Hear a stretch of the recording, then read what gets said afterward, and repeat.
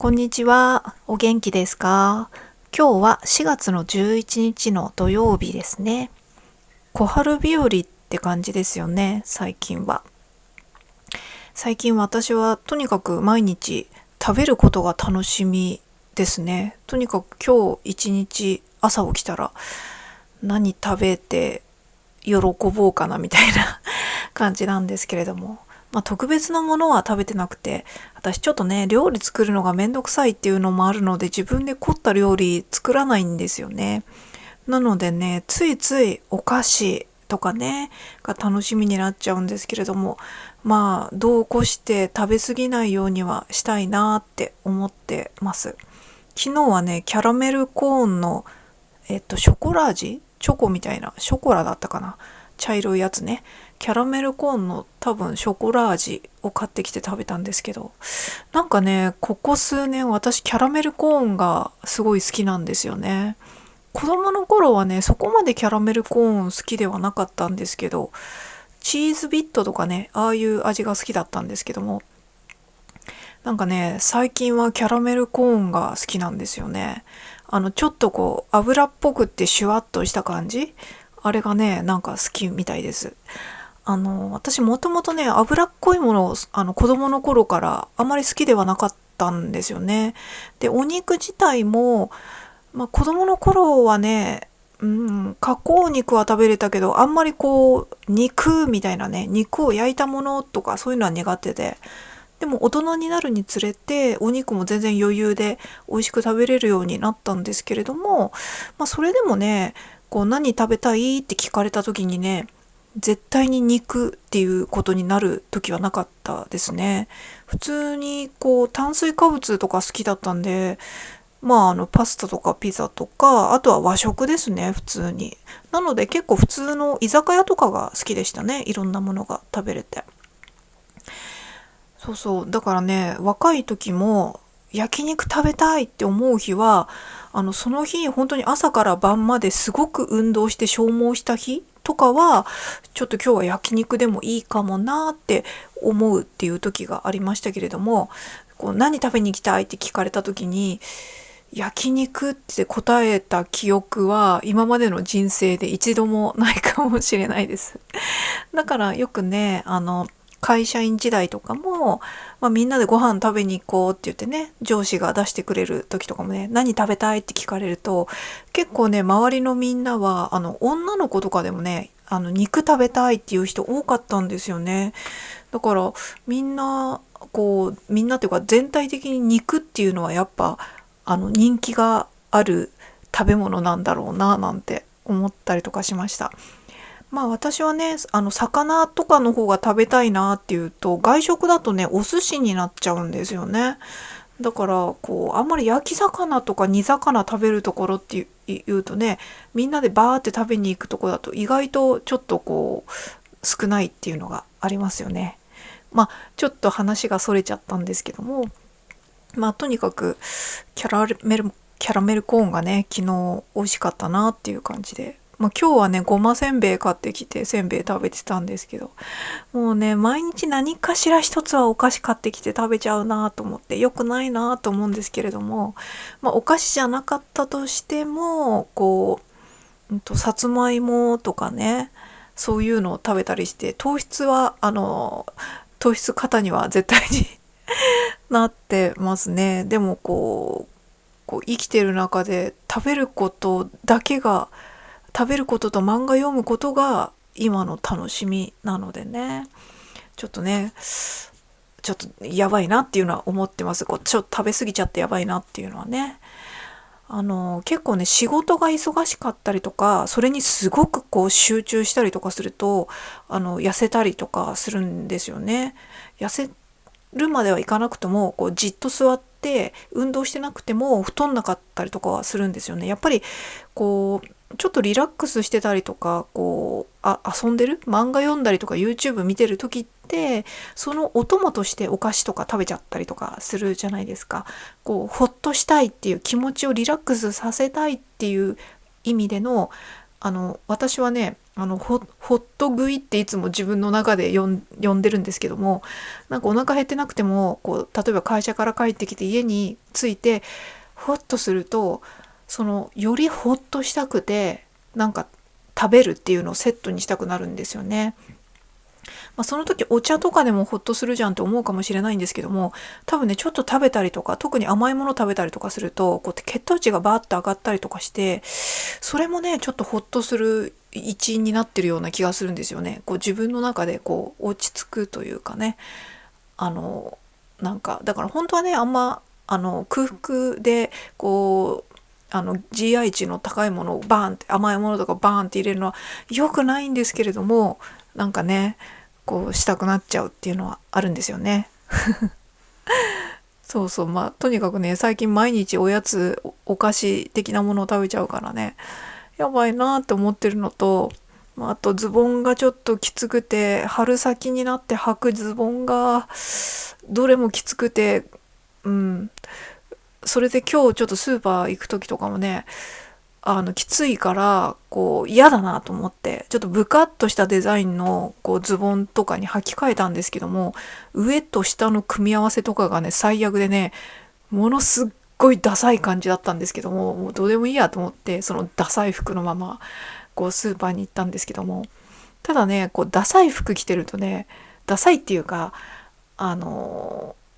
スーパーに行く時の服装なんていつもすんごい適当で、ちょっといつもダサいはダサいんですけれども、あまりにもちょっと色合いとこのシルエット、上下のバランスのシルエットとかがこうなんかダメすぎる組み合わせとか色の感じとか雰囲気がダメすぎると、ちょっとそれを着て歩いてるってだけで数パーセント気分は下がるので、こうなんていうか適当着でもこ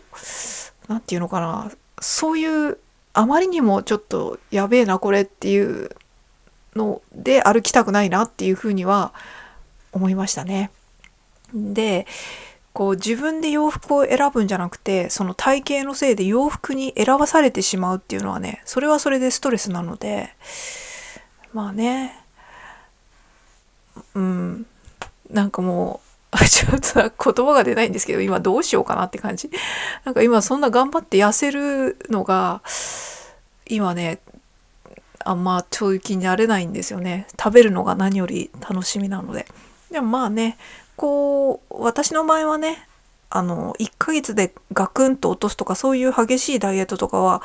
しないタイプなので、痩せるんだとしたらねだいたい3ヶ月間くらいで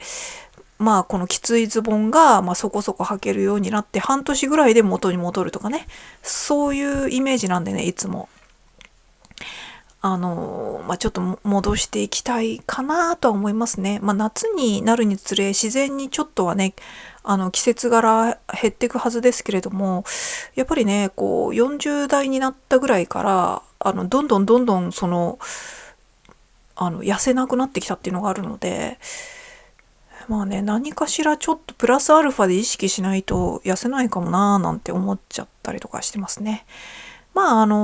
来週ぐらいにね先月いた健康診断の結果を聞きに行こうと思ってるので、それを見てまた考えるのと、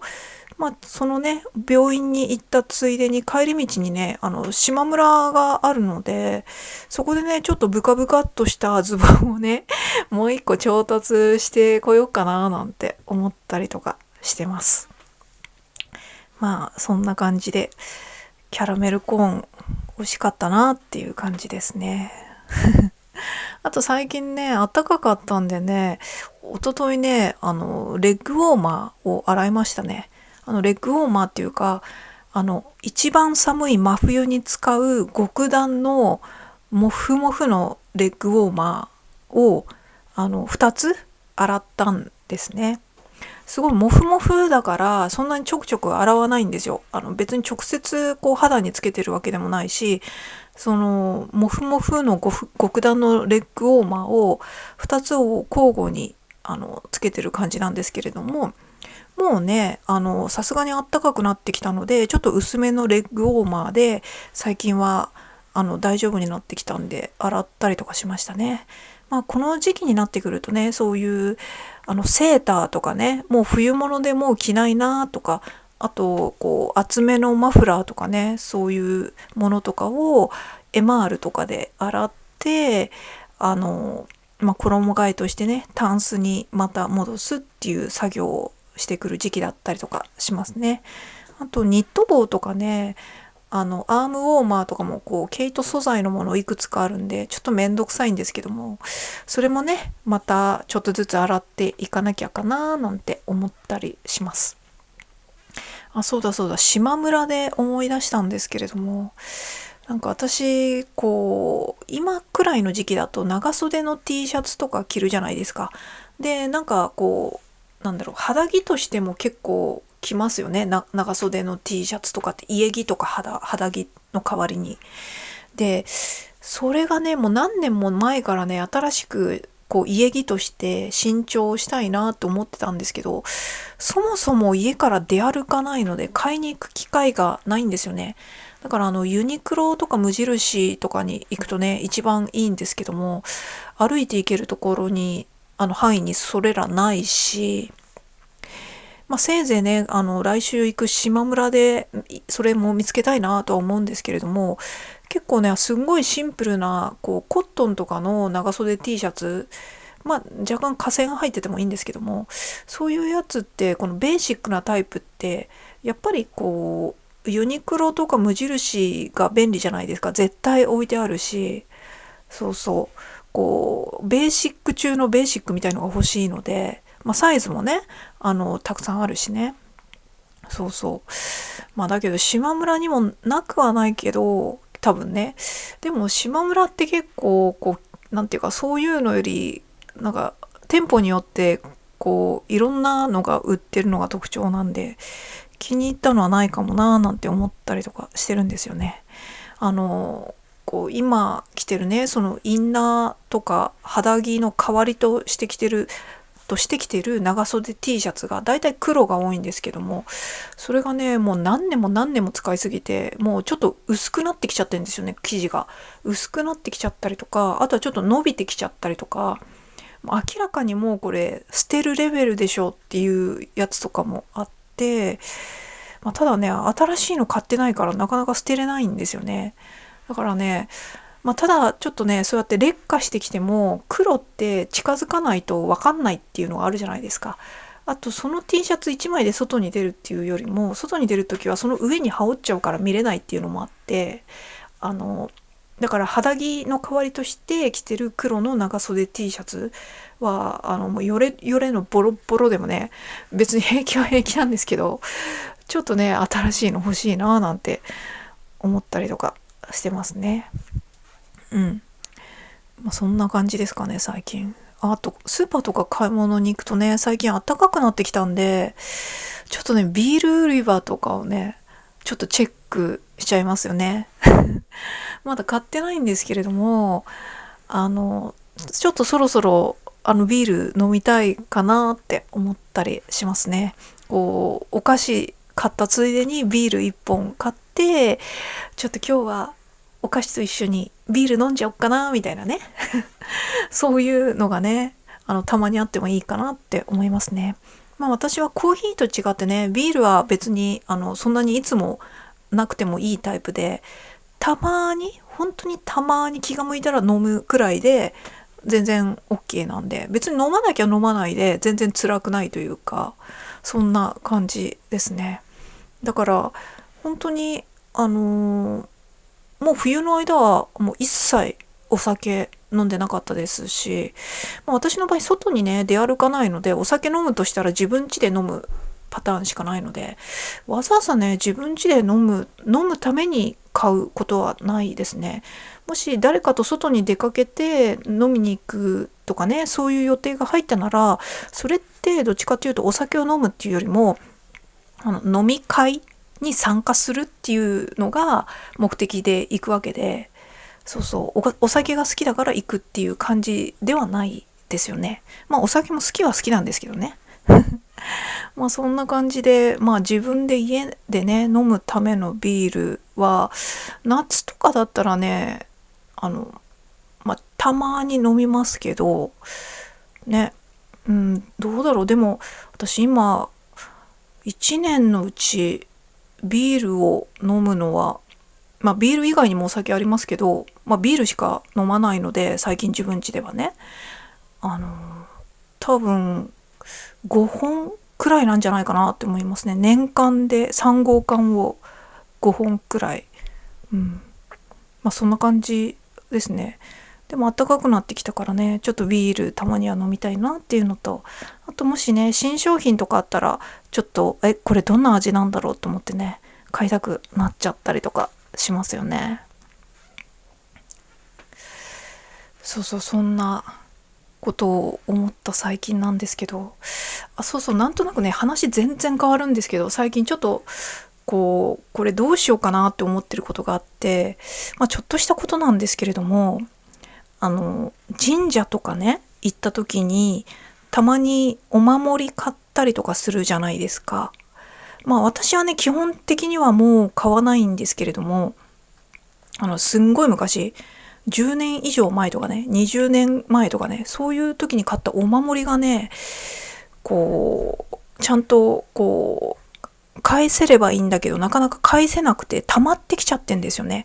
で、溜まるのもちょっと困るので、もうここ十数年くらいお守りというものを買ってないんですよ、私。返せないんでなかなか。宗派が同じとこだったら違う神社でもいいとか言ったりとかはするんですけども、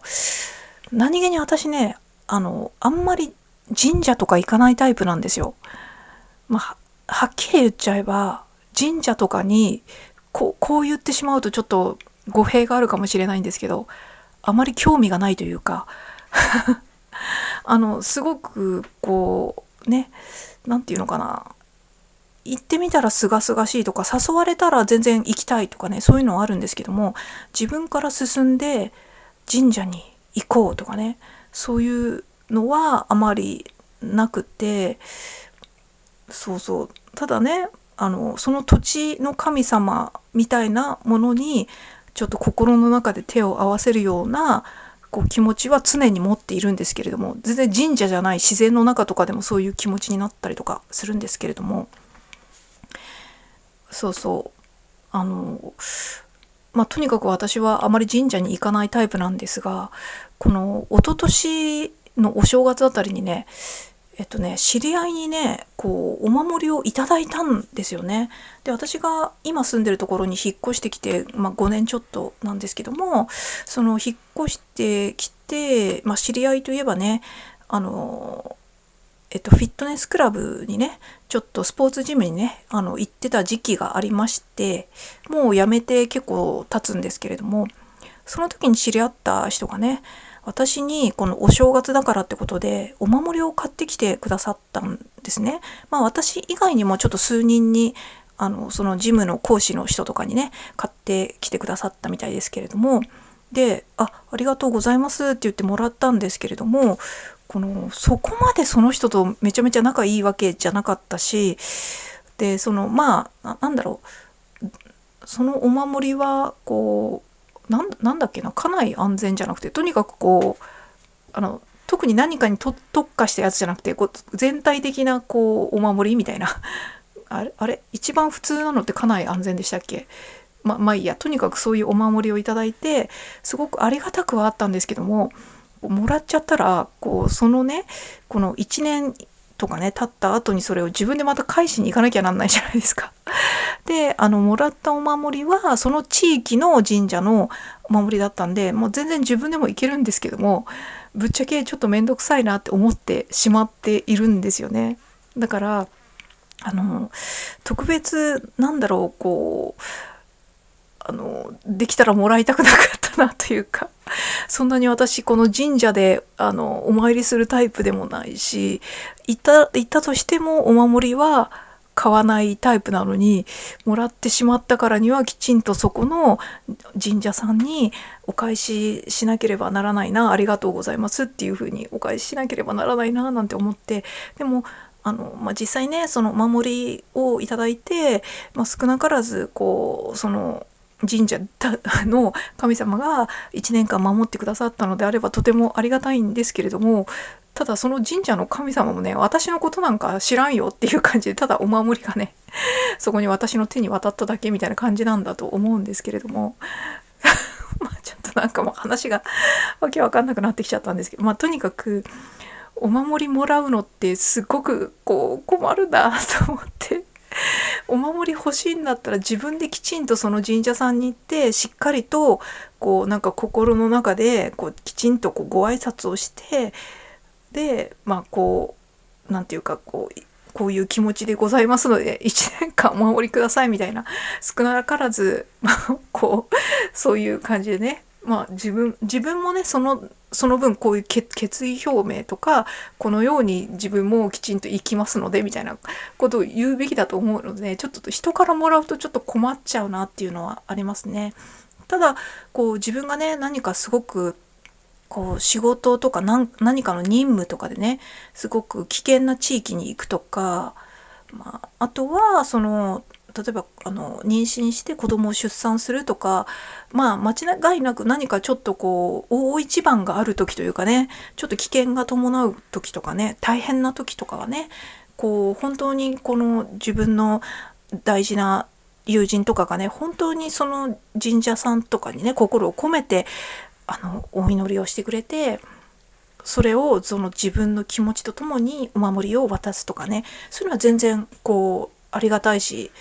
もう全然それはありだと思うんですけども、対してなんていうか、そこまでなんていうかねそこまですごい親しかったわけじゃない人からお守りとかをいただくと結構困るなっていうのは思いました。ただでさえ自分がすごい昔に買ったお守りがお返しできなくて困ってるので、どうしようかなって思ってるくらいなのでっていう話ですね。こういうの皆さんどうされてるんですかね。ちゃんと自分で返しに行かれてるんですかね。なんかね、私はね今こうやってちょっと引きこもりの生活してますけれども、徐々にね自分もメンタル的に元気になってきたので、今度機会があったらね、自分が今まで買ってお返しできなかったお守りをお返しするためっていう理由をつけて、その地方とかに旅行に行ってみようかなって思うんですよ。そういう旅行もいいよねって思ったりするんですね。やっぱり観光地とか結構有名な神社さんにも行った時に買っちゃったお守りもありますし、そこに一回ね十何年ぶりとかに行ってねお返ししてしっかりお礼を述べて、でついでにねその地域をまた観光したりするのもなかなかおつなもんじゃないですかとかね。あとそのエリアに住んでる友人とかねをすごい久しぶりに訪ねてみたりとか、そういうのも悪くないかなって思ったりとかしますね。そんなことを思ってね思った数日でございましたということで、それではまた。